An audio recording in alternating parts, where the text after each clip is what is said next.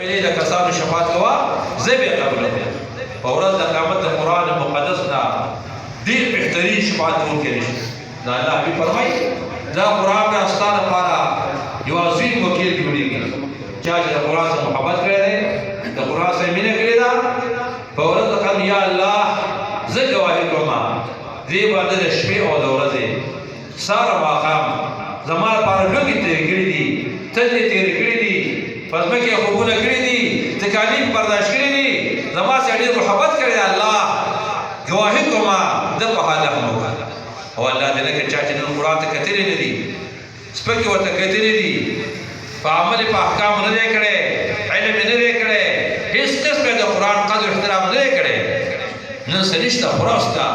په ورځ د قیامت دا قرآن مقدس الله حضور کړی یا الله زه ګواهي کوم تا دې مخلوق ته لېږلی وم نه زما تلاوت کړی دی نه زما علم کړی دی نه په ما عمل کړی الله زه په دې کس ګواهي کوم الله دې موږ تاسو لپاره قرآن ګواه جوړ کړي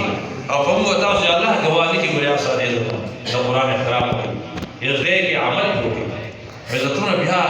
نبی صاحب فرمایي چې زما مجال کن عالما یا دې طالبانو علماء خدمت کوه